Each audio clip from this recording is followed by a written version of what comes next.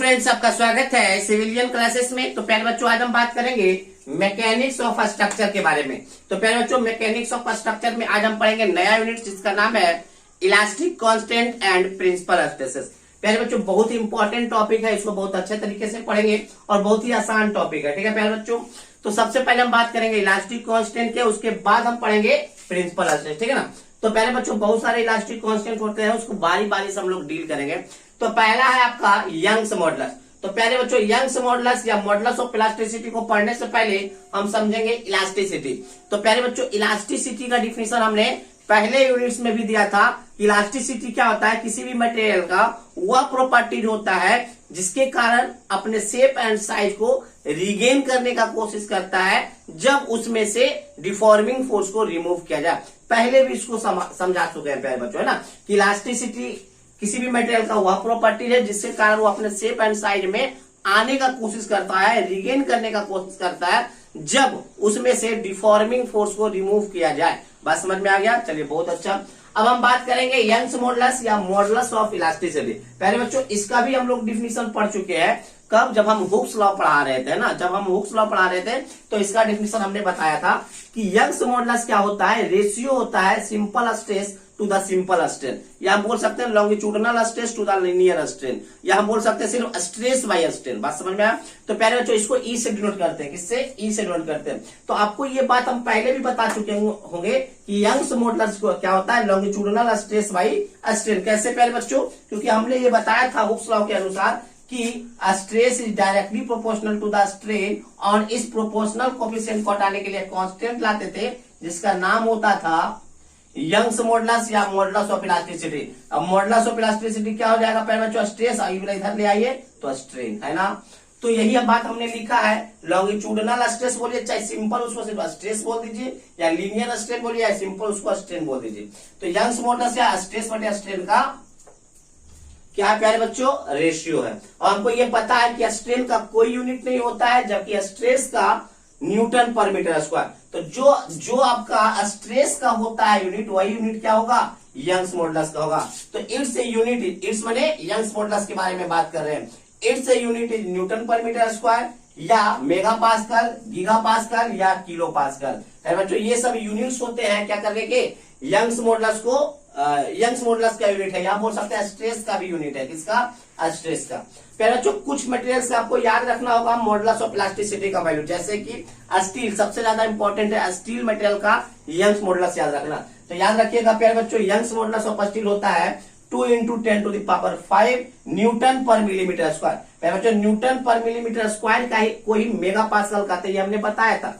Newton per millimetre square को ही mega pascal कहते हैं। तो 2 × 10⁵ न्यूटन पर मिलीमीटर स्क्वायर को हमने क्या बोल दिया? Mega pascal. याद रखिएगा 200 गीगा पास्कल में अगर हम इसको बदलेंगे तो ये 200 गीगा पास्कल हो जाएगा। कभी कभी प्यारे बच्चों, कहीं कहीं 200 के जगह पे 210 गीगा पास्कल भी लिखा रहता है, तो वो भी सही है। कहीं कहीं 210 गीगा पास्कल रहता है, तो ये भी सही है। प्यारे बच्चों, ये हमने इसलिए लिखा है कि कभी कभी आपके सेमेस्टर एग्जाम के ऑब्जेक्टिव पॉइंट ऑफ व्यू से इंपॉर्टेंट हो जाता है। पूछ देता है प्यारे बच्चों, Young's modulus of steel in giga pascal is 270, 80, ये कुछ भी लिखा हो जाएगा, आपको मार देना है। एल्युमिनियम का जो यंग्स मॉडुलस होता है वो होता है 70 गीगा पास्कल। क्या होता है? 70 गीगा पास्कल। तो प्यारे बच्चों, इलास्टिक कांस्टेंट का जो पहला इलास्टिक कांस्टेंट था वो आपका था मॉडुलस ऑफ इलास्टिसिटी। तो मॉडुलस ऑफ इलास्टिसिटी के बारे में आप पहले भी जान रहे थे, बस हम यहाँ पे फिर से आपको एक्सप्लेन थोड़ा सा कर दिया, है ना। चलिए प्यारे बच्चों, ये हमारा था पहला इलास्टिक कांस्टेंट जिसका नाम क्या था? मॉडुलस ऑफ इलास्टिसिटी या यंग्स मॉडुलस। अब हम दूसरे इलास्टिक कांस्टेंट पर जाएंगे जिसका नाम है पॉइजन्स रेशियो। पहले आप इसको नोट डाउन करिए।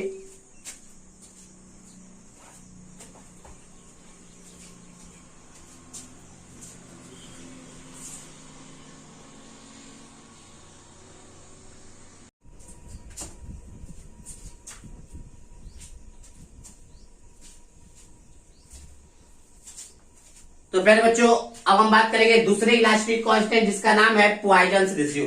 समझिए प्यारे बच्चों, पॉइजन्स रेशियो क्या होता है? देखिए, ये मान लेते हैं प्यारे बच्चों, ये कोई आपका मटेरियल है,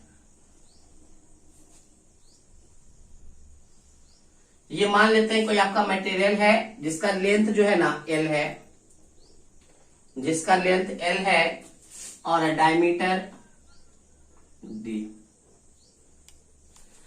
हमने एक मटेरियल को एज्यूम किया प्यारे बच्चों जिसका लेंथ L है और डायमीटर D है। अब इस पे हम प्यारे बच्चों कोई डिफॉर्मिंग फोर्स अप्लाई कर रहे हैं।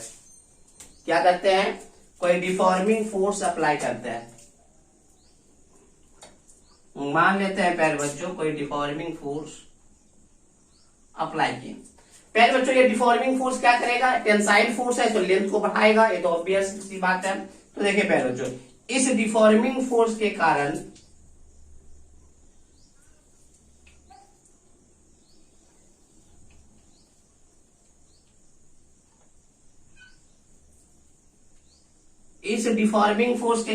प्यारे बच्चों देखिए इसका जो लेंथ हो गया ना वो बढ़ गया। कितना हो गया? L प्लस डेल्टा L बढ़ के कितना हो गया प्यारे बच्चों? L plus delta.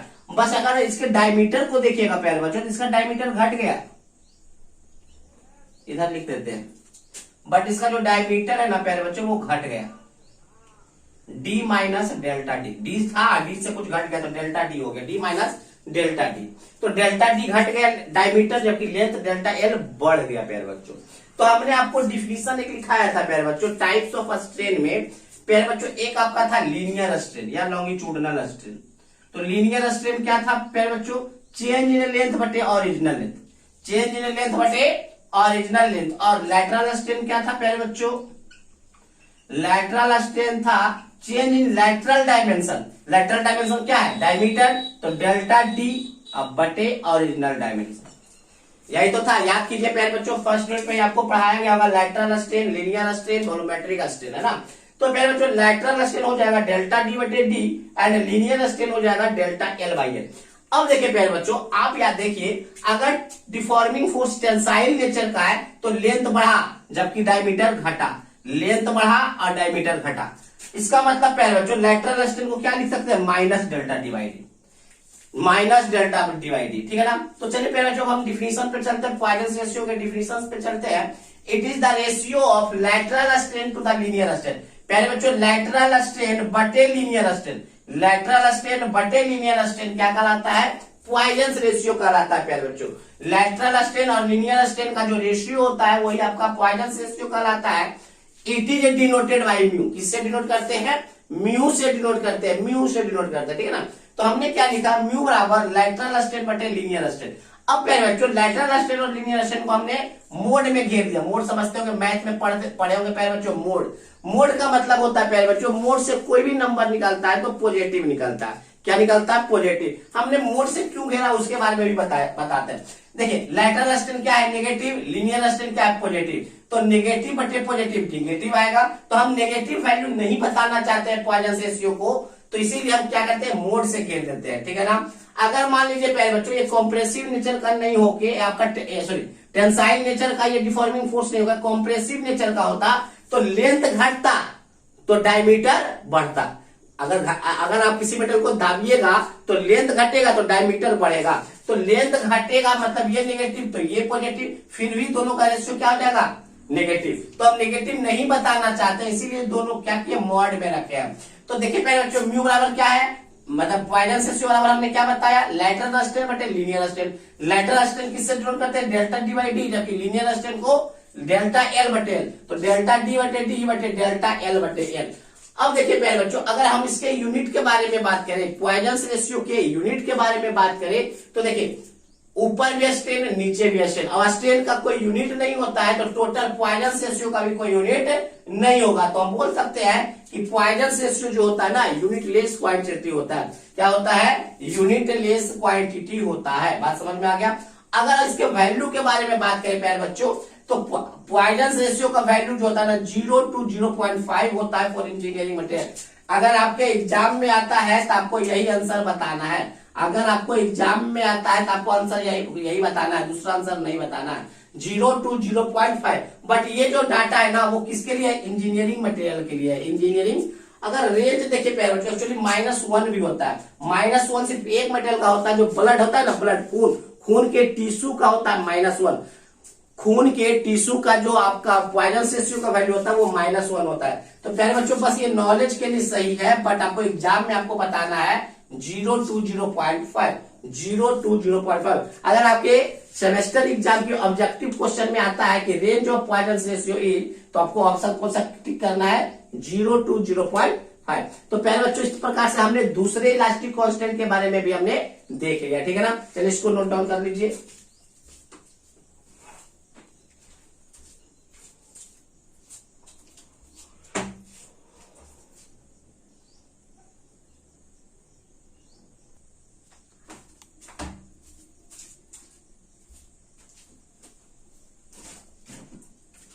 तो प्यारे बच्चों अब हम बात करेंगे तीसरे इलास्टिक कांस्टेंट के बारे में, जिसका नाम है शियर मॉडुलस और modulus of rigidity. Shear modulus और मॉडुलस ऑफ रिजिडिटी को हम जी से नोट करते हैं, कैपिटल जी से। होता क्या प्यारे बच्चों, यह भी एक रेशियो है shear stress to the shear strain, shear stress बटे शियर स्ट्रेन। देखिए प्यारे बच्चों हमने क्या लिखा है, it is defined as the ratio of shear stress to the shear strain of material, it is denoted by G. प्यारे बच्चों शियर स्ट्रेस बटे शियर स्ट्रेन का जो रेशियो होता है ना, वो क्या कहलाता है, शियर मॉडुलस कहलाता है, या modulus of elasticity, modulus of rigidity कहलाता है, जिसको हम जी से डिनोट करते हैं। प्यारे बच्चों शियर स्ट्रेस को हम लोग टाउ से डिनोट करते हैं और शियर स्ट्रेन को हम थीटा से डिनोट करते हैं, ठीक है ना, और कहीं कहीं फाई से भी डिनोट करते हैं, ठीक है ना। तो जी बराबर टाउ बटे थीटा होता है प्यारे बच्चों। अब देखिए प्यारे बच्चों स्ट्रेन है तो कोई यूनिट नहीं, स्ट्रेस है तो न्यूटन पर मीटर स्क्वायर, तो जो शियर स्ट्रेस का यूनिट होगा वही तो शियर मॉडुलस का भी यूनिट होगा। तो इट्स यूनिट इज, इट्स माने शियर मॉडुलस के बारे में बोल रहे हैं, it's unit is newton per metre square या न्यूटन पर मिलीमीटर स्क्वायर या मेगा पास्कल या गीगा पास्कल या किलो पास्कल, ठीक है ना। मतलब जो स्ट्रेस का यूनिट होता है वही आपका शियर मॉडुलस का भी यूनिट होता है, ठीक है प्यारे बच्चों। हम ये भी बोल सकते हैं जो आपका यंग्स मॉडुलस का यूनिट होता है वही शियर मॉडुलस का भी यूनिट होता है। अब हम बात करते हैं प्यारे बच्चों थोड़ी देर के लिए शियर स्ट्रेस क्या होता है और शियर स्ट्रेन क्या होता है। शियर स्ट्रेस तो हम आपके पहले यूनिट नंबर 1 में भी बताए हैं, फिर भी यहाँ पर देखते हैं प्यारे बच्चों। मान लीजिए प्यारे बच्चों कोई एक ब्लॉक है ABCD, एक ब्लॉक है। अब देखिए अब इस ब्लॉक के ऊपर वाला जो सरफेस है उसके पैरेलल कोई फोर्स लगाते हैं। प्यारे बच्चों आपको पता है अगर सरफेस के पैरेलल कोई फोर्स लगाया जाए और उस फोर्स बटे क्रॉस सेक्शन एरिया को हम लोग बोलते हैं, क्या बोलते हैं प्यारे बच्चों, सरफेस सॉरी शियर स्ट्रेस। तो देखिए प्यारे बच्चों हमने इस फेस के पैरेलल स्ट्रेस लगाया जिसको बोले टाउ, तो यही है शियर स्ट्रेस। अब देखिए प्यारे बच्चों इस स्ट्रेस को लगाने के कारण ये मटेरियल इस प्रकार से हो जाएगा, ऊपर से भागेगा ना तो इस प्रकार से ब्लॉक का शेप बनेगा।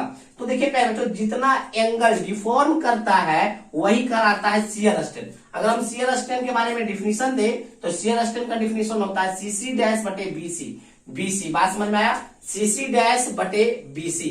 तो सीसी डैश बटे बीसी क्या हो जाएगा, tan थीटा हो जाएगा। क्यों, tan थीटा बराबर क्या होता है, लंब बटे आधार, लंब बटे आधार। तो लंब बटे आधार क्या कहलाएगा, यही तो लिखा हुआ सीसी डैश बटे बीसी क्या है, लंब बटे आधार। तो लंब बटे आधार tan थीटा होता है प्यारे बच्चों। बट थीटा अगर बहुत ज्यादा छोटा होता है ना तो tan थीटा होता है जो थीटा के बराबर हो जाता है। If theta is very small, if theta is very small then tan theta किसके बराबर हो जाता है, लगभग लगभग थीटा के बराबर हो जाता है। तो हमने tan थीटा को क्या लिख दिया, थीटा लिख दिया। तो प्यारे बच्चों हमने शियर मॉडुलस को क्या बोला, शियर स्ट्रेस को टाउ से नोट कर रहे हैं और शियर स्ट्रेन को थीटा से नोट कर रहे हैं। बात समझ में आ गया, शियर स्ट्रेन क्या होता है प्यारे बच्चों, सीसी डैश बटे बीसी, है ना। तो प्यारे बच्चों हमने शियर मॉडुलस का डिफिनीशन जाना कि शियर मॉडुलस जो होता है ना शियर स्ट्रेस बटे शियर स्ट्रेन का रेशियो होता है, इसको हम कैपिटल जी से डिनोट कहते हैं। बात समझ में आया प्यारे बच्चों। एंड इसका यूनिट वही होता है जो स्ट्रेस का होता है, न्यूटन पर मीटर स्क्वायर। हमने यहाँ पर मेनली शियर स्ट्रेस को समझाया कि जो पैरेलल मतलब सरफेस के पैरेलल स्ट्रेस लग रहा है तो shear stress, and shear stress के कारण ही शियर स्ट्रेन पैदा होता है, शियर स्ट्रेस के कारण ही शियर स्ट्रेन पैदा होता है। और शियर स्ट्रेन को हमने बेहतरीन तरीके से आपको दिखाया कि जितना एंगल डिफॉर्म किया और इसको अगर डिफिनीशन में देते हैं तो सीसी डैश बटे बीसी का जो रेशियो होता है यही शियर स्ट्रेन कहलाता है। तो आई होप प्यारे बच्चों आज का लेक्चर आपको अच्छा लगा होगा, आपको समझ में आया होगा, है ना। अगर किसी बात का मतलब कोई बात अगर आपको समझ में नहीं आया है तो आप इस नंबर पे कॉल कर सकते हैं 9470879060, ठीक है प्यारे बच्चों। तो ये हमारा था elastic constant and principal stress, मतलब दैट मींस यूनिट नंबर 2 का पहला वीडियो। तो पहले वीडियो में हमने देखा प्यारे बच्चों कि इलास्टिसिटी क्या होता है, यंग्स मॉडुलस क्या होता है, पॉइजन रेशियो क्या होता है, शियर मॉडुलस क्या होता है। अब हम और भी इलास्टिक कांस्टेंट के बारे में चर्चा करेंगे, वो हम अगले क्लास में चर्चा करेंगे। ठीक है ना, किसके अगले क्लास में। नहीं तो आज एक और चर्चा कर दे क्या मेरे बच्चों, चलिए एक और हम इलास्टिक कांस्टेंट के बारे में चर्चा कर ही देते हैं। चलिए इसको नोट डाउन कीजिए।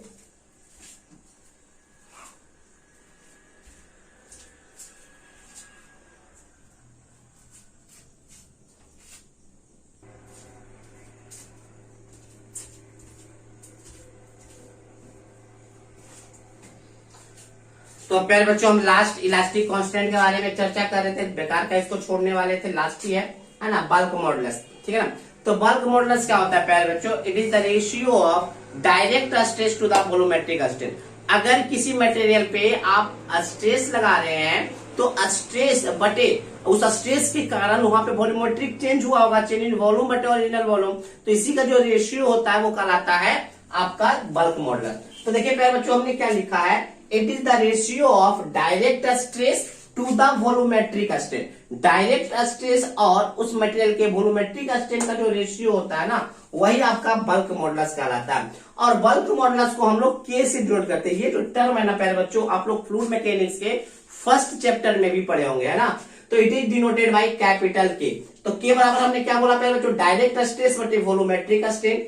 डायरेक्ट स्ट्रेस या लॉन्गिट्यूडिनल स्ट्रेस को हम लोग सिग्मा से डिनोट करते हैं, एंड वॉल्यूमेट्रिक स्ट्रेन को हम डेल्टा वी बटे वी से डिनोट करते हैं। प्यारे बच्चों ये स्ट्रेन है तो इसका कोई यूनिट नहीं होगा, और स्ट्रेस है तो स्ट्रेस वाला यूनिट होगा, न्यूटन पर मीटर स्क्वायर। तो बल्क मॉडुलस का भी यूनिट वही होगा जो स्ट्रेस का यूनिट होगा।